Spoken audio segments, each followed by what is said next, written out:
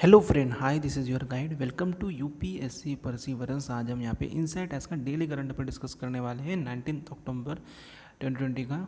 सो आप मुझे कुछ सुझाव या फिर आपके कुछ सजेशन दे सकते हो नीचे कमेंट सेक्शन में। आप मेरे चैनल को subscribe, like, comment and share कर सकते हो। बट इनसाइट एस का मतलब डेली करंट अफेयर हमारे लिए इम्पोर्टेंट है, बट कुछ कॉपीराइट का इशू आ रहा है। सो आप मुझे कुछ सुझाव दीजिए कि क्या करना चाहिए आगे। हम यहाँ पे टॉपिक डिस्कस करते हैं, ये आप पॉज करके एक बार पढ़ सकते हो। यही टॉपिक हम आगे डिस्कस करेंगे प्रीलिम्स कम्स मेन प्रीलिम्स से। सो हमारे फर्स्ट टॉपिक पर आते हैं, GS1 से रिलेटेड है। अभी जो हैदराबाद में फ्लड आया था, मतलब क्यों आया था उसका मतलब कुछ रीज़न दिया है यहाँ पे। और जो हैदराबाद में अभी फ्लड आया था उसे मतलब the rainiest places in the country, मतलब जो हैदराबाद को यहाँ पे जो स्काईमेट है, एक इंडिपेंडेंट वेदर फोरकास्टिंग एजेंसी है, उन्होंने मतलब यहाँ पे घोषित किया। सो ये पिछले 10 साल में मतलब इतना रेन हुआ, मतलब यहाँ पे रिकॉर्ड किए गए। ये वैल्यू उतनी इंपॉर्टेंट नहीं है, बट ये मतलब किससे, मतलब इसका क्या कॉज था, उसकी वजह से किस रीज़न से हुआ, ये हमारे लिए इम्पोर्टेंट है। क्योंकि जो मतलब वेदर फॉर्म हो रहा था बे ऑफ बंगाल में, और हिट हुआ मतलब ईस्ट कोस्ट ऑफ द जो कोस्ट साइड है वहाँ पे, और ये वेस्टवर्ड मूव हुआ, मतलब ये मुंबई पुणे उस साइड में गया, महाराष्ट्र वाले रीजन में। उसके बाद में यहाँ पे जो और रीज़न यहाँ पे दिया गया है, नॉर्मली साइक्लोन्स जो लूज होते होते हैं उनका स्टीम जो होता है, एंड मेकिंग देयर लैंडफॉल, मतलब ज़मीन पर मतलब ये गिरते हैं, आते हैं। और ये पर्टिकुलर सिस्टम जो है यहाँ पे, ये clock long east west track करता है, जो कट करता है across the Andhra Pradesh, Telangana, north interior Karnataka and Maharashtra में। मतलब साइक्लोन मतलब ये समंदर में होता है, उसके बाद में ये लैंड में मतलब यहाँ पे थोड़ा बहुत आता है, हिट करता है। उसके बाद में यहाँ पे कुछ बताया गया है कि सॉइल इन दिस रीजन्स का मतलब यहाँ पे रिटेन हुआ है, सिग्निफिकेंट मॉइस्चर कंटेंट, ये भी एक रीज़न बताया है। वर्टिकल विंड शेयर, ये भी एक रिजल्ट है, significant difference in the wind speed between the higher and the lower atmospheric level. ये हेल्प करता है सिस्टम मेंटेन करने के लिए its intensity as a deep depression और वेल मार्क लो प्रेशर जो एरिया होता है ऑन लैंड। सो यहाँ पे ये कोस्ट टू कोस्ट मतलब कैसे हुआ जर्नी, मतलब कैसे हैदराबाद से फिर ये पुणे होते होते इधर चला गया था, टाइमिंग और लोकेशन दिया यहाँ पे। सो अभी ये फ्लड क्यों आ रहा था, मतलब ओकर हुआ, मतलब आया था हैदराबाद में, मतलब यहाँ पे। सो वेस्टर्न एज है is in the Godavari river basin. Hyderabad is a system of catchment area है, यहाँ पे बहुत सारे रिवर बहती है, वो बहुत सारा रिवर मतलब जो गोदावरी कृष्णा होती है बहुत सारा रीजन कवर करती है। Hyderabad is the Deccan region, और एक कैओटिक ड्रेनेज पैटर्न है, सॉरी फॉर द प्रोनाउंसिएशन। और यहाँ पे जो वाटर होता है डज नॉट फ्लो होता है, एक सिंगल डायरेक्शन में नहीं फ्लो नहीं होता है। ये एक स्लोप होता है इन मल्टी डायरेक्शन, है ना। उसके बाद में ये एफर्ट यहाँ पे बताए गए हैं, made in the past control flood के लिए, कंट्रोल करने के लिए। 1908 में यहाँ पे डिवास्टेशन हुआ था cause by the cloud burst, मतलब जो ये होते हैं बादल होते हैं उसकी वजह से आया था, फ्लडिंग हुआ था, क्लेम किया था। 15,000 लाइव्स यहाँ पे गए थे, रेंडर हुए थे, 80,000 पीपल यहाँ पे होमलेस हुए थे। सर विश्वेश्वराय ने यहाँ पे कमीशन किया था to conduct the study and suggest किया था measures to manage the impact of the flood on the city. So यहाँ पे 2 रिजर्वायर्स यहाँ पे जो ओस्मान नगर एंड हिमायत सागर में यहाँ पे लाए गए थे। Modern system of the drainage system यहाँ पे बिल्ड किया गया था। सर विश्वेश्वराय ध्यान में रखना। उसके बाद में यहाँ पे को क्या एड्रेस नहीं करता है, मतलब ये भी दिया है यहाँ पे, जो टॉप ऑफ द एग्रेन इम्प्रिंट है, सेंसिटिव कैचमेंट एरिया है यहाँ पे, इलीगली ऑक्यूपाइड किया है, रोड जो बिल्ट हुए with rigid boundaries, cement concrete से जो रोड बने, fluid water bodies without any buffer areas, uncheck real estate growth जो बड़ी है यहाँ पे। सो इन चीज़ों को मतलब यहाँ पे एड्रेस नहीं किया गया, ऐसा यहाँ पे कहना है। What needs to be done, मतलब क्या करने की ज़रूरत है यहाँ पे। द स्टॉक जो है एंटायर ड्रेनेज सिस्टम का यहाँ पे, नॉट जस्ट द नालाज, मतलब यहाँ पे जो क्लियर करने की ज़रूरत है, जो नालाज है ड्रेनेज सिस्टम है उसको मतलब अच्छी तरीके से मेंटेन करने की ज़रूरत है यहाँ पे।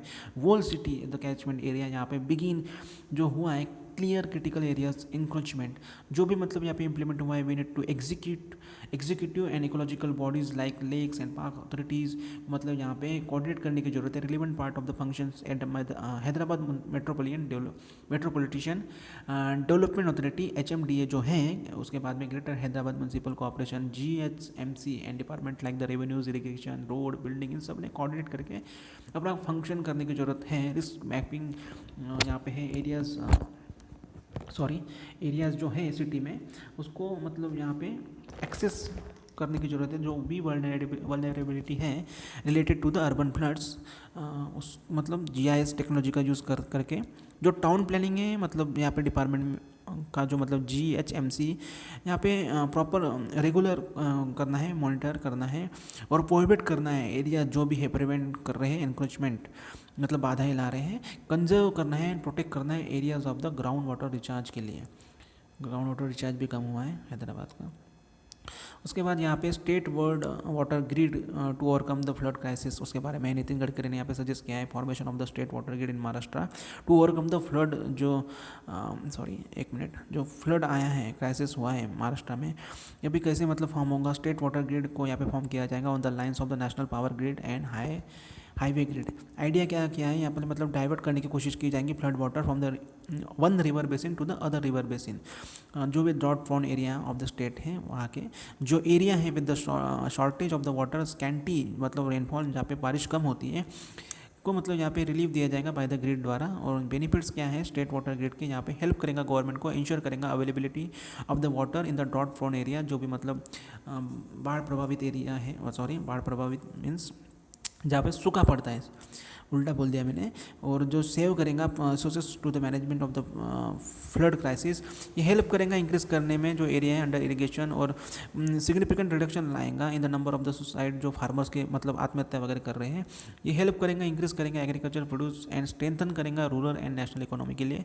उसके बाद में यहाँ पे डाइवर्ट होगा ये फ्लड जो वाटर होता है और जो रिलीव करेगा स्ट्रेस को मतलब कम करेगा on the local resources, transportation करेगा of the good passenger and through the river water transport जो कमेंस होगा नियर फ्यूचर में। फिशिंग एंड अदर बिजनेस जो चलाए जा रहे हैं, फ्लरिश किए जा रहे हैं along the side and major जो एम्प्लॉयमेंट यहाँ पे जनरेट करेगा इन प्रोजेक्ट द्वारा। यहाँ पे एसेंशियल इंफ्रास्ट्रक्चर भी यहाँ पे क्रिएट होगा। Need for the such measures की मतलब क्या ज़रूरत है, फ्लड को यहाँ पे क्रिएट किया जाएगा, ट्रिगर किया गया serious problems in the different parts of the state.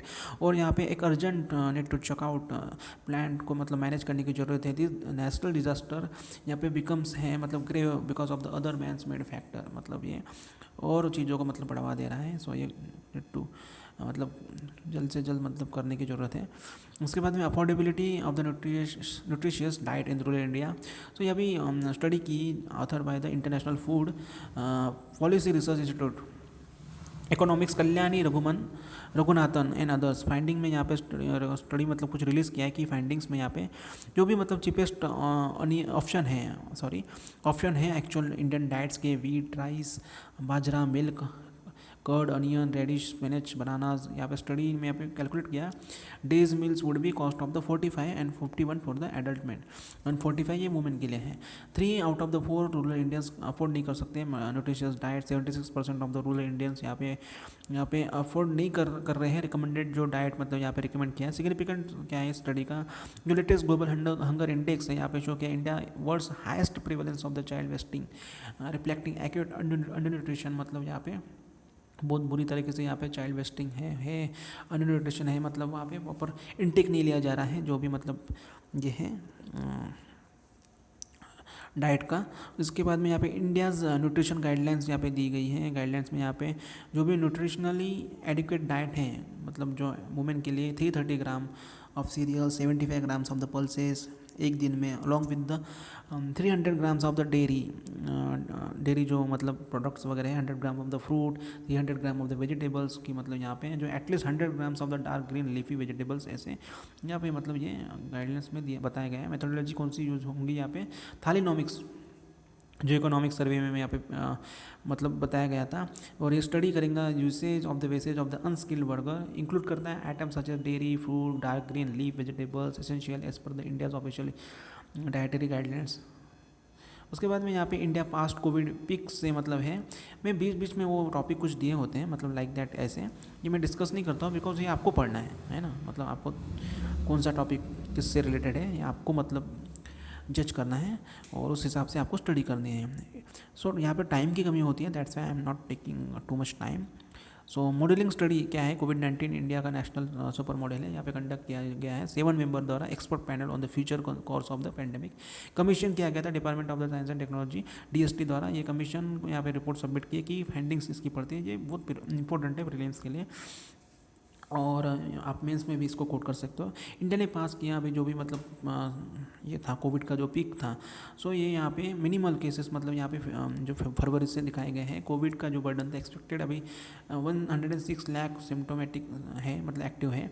उसके बाद में यहाँ पे प्रीमाइसेस में यहाँ पे नो स्पाइक मतलब दिखाया नहीं गया ट्रिगर जो हुआ by the festival of the mutation virus जो स्प्रेड होने वाला था विंटर में। कंप्लीट शटडाउन यहाँ पे मतलब कंसिडर किया गया था only at the sub district level. जो यहाँ पे जो भी स्पाइक हुआ है थ्रेटन करता है लोकल हेल्थ केयर कैपेसिटी को। नियरली 30% ऑफ द कंट्री में यहाँ पे एक्सपोज हुआ था वायरस से सो फार मतलब प्रभावित हुई है। और यहाँ पे 40 से 147 लाख जून तक हो जाएंगे यहाँ पे ऐसा बोला गया था। सो ये एज सच इम्पोर्टेंट नहीं हो चेंज होते रहेगा सो स्किप इट। उसके बाद में यहाँ पे म्यांमार एंड रोहिंग्या का जो मतलब इशू है मतलब अभी डिस्क्राइब किया गया है United Nation security secretary general Antonio Guterres जो है one of if not the most of the discriminate people in the world ऐसा बोला गया है। Rohingya are the one of the Myanmar ethnic minority है। अभी 2017 में यहाँ पे 1 बिलियन म्यांमार नंबर हुआ था 1 बिलियन हुए थे इन म्यांमार में यहाँ पे at the start of the 2017। और यहाँ पे उन्होंने मतलब ओन लैंग्वेज एंड कल्चर को मतलब यहाँ पे ये दिया और डिसेंड किया है of the Arab traders and other group वो have been in the region of the for the generation. Issue क्या है the government of the Myanmar ने यहाँ पे प्रीडोमिनेंटली बुद्धिस्ट कंट्री है डिनाइज करता है रोहिंग्या जो सिटीजनशिप है एंड इवन एक्सक्लूड करता है। 2014 का जो सेंसस हुआ था रिफ्यूज़ किया गया था रिकॉग्नाइज नहीं किया था उन लोगों को। सो ऐसा इशू है इलीगल में इमिग्रेंट फ्रॉम द बांग्लादेश ऐसे वो देखे जाते हैं यहाँ पे म्यांमार में। लेटेस्ट क्राइसिस क्या है 2017 का है यहाँ पे रिस्क है everything to escape the by the sea on food military offensive है यहाँ पे टेक्स्ट बुक और example of the ethnic cleansing है। और जो कंट्री के लीडर है एंग सा सुंग की सॉरी फॉर द प्रोनाउंसिएशन इन्हें मतलब ह्यूमन राइट्स आइकॉन मतलब माना जाता है। डिनाई किया था एलिगेशन ऑफ द जेनोसाइड मतलब जो भी जेनोसाइड्स हो रहे हैं म्यांमार में सो उनको मतलब ह्यूमन राइट्स मतलब से भी नवाजा गया था जो भी है।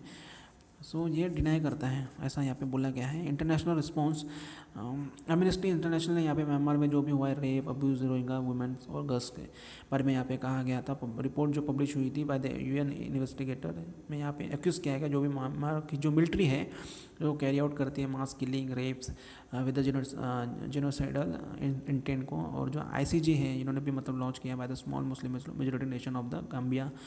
इन्होंने मतलब कंप्लेंट की है जो वेस्ट अफ्रीका की कंट्री है on behalf of the dozens of the Muslim country जिसे मतलब तातमाडो भी बोलते हैं। एक फुलर इन्वेस्टिगेशन यहाँ पे लॉन्च किया गया।